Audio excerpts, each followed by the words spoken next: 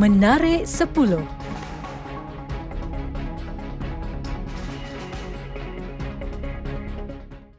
Menyedari potensi kraf kayu mendapat permintaan tinggi dan berupaya mengetengahkan budaya Melanau, pembuat perabot dari Kampung Tanam Dalat, Lawrence Dunn, komited menjadikan kraf kayu sebagai perusahaan utama sejak 2018. Biarpun bergerak sendiri sejak 2019, beliau membahagikan masa sebaik mungkin untuk menyiapkan tempahan pada setiap bulan. Antara produk kraf kayu yang dihasilkannya ialah replika bermotifkan budaya Melanau seperti tapau, tempat letak telefon, pengayuh perahu bersaiz kecil dan sederhana, replika nama dan sebagainya. Beroperasi dari rumahnya di Kampung Tanam selain turut menetap di Bandar Kuching, Lawrence kini bergerak dengan jenama Uren Custom Made Woodworks Enterprise. Pasar dan pasar malam berkonsepkan pandu lalu pertama di Sibu telah dilancarkan di tapak letak kereta Swan Square Sibu pada Khamis. Pasar tersebut akan beroperasi setiap Isnin hingga Jumaat bermula jam 4 petang hingga jam 10 malam. Pembukaan pasar malam tersebut didorong oleh sambutan baik yang diraih daripada orang ramai ketika melancarkan pasar malam berkonsepkan pandu lalu di Miri. Menurut wakil penganjur pasar malam tersebut, kehidupan berlandaskan norma baharu turut menjadi faktor penyumbang besar kepada pelancaran pasar malam ini bagi mengurangkan kesesakan para pembeli di gerai-gerai dan memudahkan pelanggan untuk membeli barang dari dalam kereta sahaja. Sambutan Christmas tahun ini membawa keceriaan kepada 100 individu kurang bernasib baik apabila mereka menerima hadiah perayaan sumbangan Yayasan Petronas.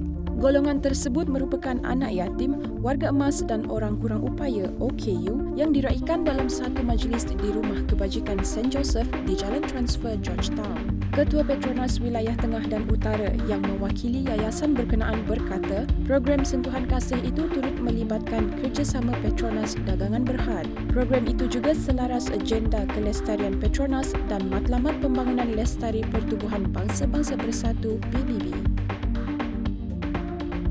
Lebih 300 penduduk orang asli di Kampung Aring 5, Gua Musang, bimbang dengan keselamatan mereka apabila 5 ekor gajah liar memasuki kawasan perkampungan itu selain memusnahkan tanaman mereka sejak sebulan lalu. Menerusi maklumat seorang penduduk kampung tersebut, kumpulan haiwan itu memasuki perkampungan mereka 3 kali dalam tempoh tersebut. Katanya kumpulan gajah liar terbabit sentiasa berkeliaran di kawasan berdekatan kediaman penduduk antara jam 1 dan 5 pagi menyebabkan terdapat penduduk terpaksa berjaga malam kerana bimbang rumah turut dimusnahkan haiwan itu.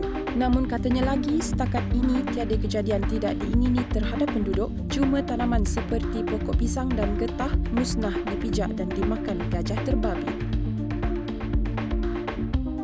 Kementerian Komunikasi dan Multimedia KKMM serta Perbadanan Kemajuan Filem Nasional Malaysia FINAS memantau pelaksanaan dan pematuhan prosedur operasi standard SOP yang digariskan Majlis Keselamatan Negara MKN bagi membendung COVID-19 di pawagam seluruh negara. FINAS berkata satu program lawatan santai ke pawagam telah diadakan di Golden Screen Cinemas GAC bertujuan memantau pelaksanaan dan pematuhan SOP di pawagam tersebut.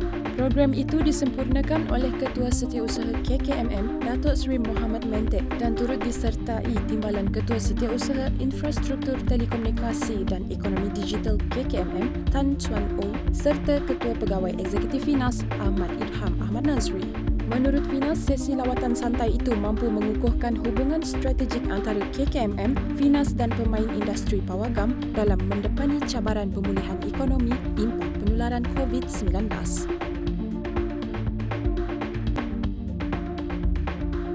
Masakan ibu dan berkumpul bersama ahli keluarga. Itu adalah dua perkara yang dirindui Ratu Terjun Negara Pandelela Rinong selepas tidak dapat meraihkan sambutan Christmas tahun ini bersama keluarga tercinta. Pemenang pingat perak Olimpik Rio 2016 itu tidak dapat pulang ke kampung halamannya di Bau Sarawak selepas Kerajaan Sarawak mengenakan perintah kuarantin selama 10 hari terhadap individu yang tiba dari luar Sarawak. Katanya dia akan meraihkan Christmas tahun ini bersama teman serumah dan akan berhubung dengan keluarganya melalui panggilan video. Pemenang pingat gangsa pada Olimpik London 2012 itu juga mengatakan sebaik kembali menjalani latihan. Fokusnya tertumpu kepada persiapan menghadapi siri terjun dunia FINA yang akan bermula Februari selain kejohanan terjun dunia FINA yang dijadual pada April 2021. China memperlihatkan perkembangan pesat dalam pembangunan rangkaian 5G apabila jumlah stesen pangkalan 5G yang ditubuhkan pada 2020 dilaporkan mencapai angka 580,000. Menurut jurucakap Kementerian Industri dan Teknologi Maklumat China (MIIT), sasaran yang diletakkan pada awal tahun 2020 telah tercapai dengan kawasan liputan 5G merangkumi semua bandar di negara tersebut. Jumlah pengguna 5G juga semakin bertambah dengan jumlah peranti terminal yang disambungkan ke rangkaian telah menjangkau 200 juta. Jelasnya jumlah telefon bimbit 5G yang dijual di pasaran domestik mencatat 144 juta dalam tempoh 11 bulan tahun 2020 iaitu mencukupi 51.4% daripada keseluruhan penjualan. Padah mengaut untung atas angin. 3 lelaki diberkas pihak berkuasa Jawa Timur Indonesia kerana dipercayai menjual kit ujian pantas COVID-19 palsu. Berdasarkan maklumat daripada pihak berkuasa tersebut, suspek masing-masing berusia 35, 46 dan 55 tahun itu didakwa kerana menjual alat palsu terbabit kepada penumpang yang berlepas dari pelabuhan. Pihak berkuasa hanya berjaya merampas baki keuntungan daripada jualan kit palsu itu yang bernilai RM5.7 juta atau RM1,631 dan selebihnya telah dibelanjakan suspek. Selain itu, polis turut menemui borang pelepasan daripada pusat kesihatan pelabuhan tersebut yang dikeluarkan sebagai syarat untuk membeli tiket. Sejak kegiatan tersebut bermula pada September lalu, suspek berjaya menjual ratusan unit kit ujian palsu tersebut kepada penumpang yang berlepas ke Ambon, Maluku, Kalimantan dan wilayah Papua. Jumlah kumulatif kes positif COVID-19 seluruh dunia kini menghampiri 80 juta. Sebanyak 79,273,423 kes dicatatkan setakat Jumaat susulan ratusan ribu kes baharu dikesan dalam tempoh 24 jam lepas. Malaysia menjadi negara terbaharu dengan kes positif COVID-19 melebihi angka 100,000 selepas merekodkan 1,581 kes baharu pada Khamis. Data terbaharu Johns Hopkins University menyaksikan Amerika Syarikat masih kekal negara paling teruk terkesan dengan 18,625,451 kes jangkitan kumulatif. Arab Saudi membuka sebuah lagi pusat vaksin COVID-19 di Jeddah sekaligus menjadi kemudahan inokulasi kedua di negara itu selepas Riyadh.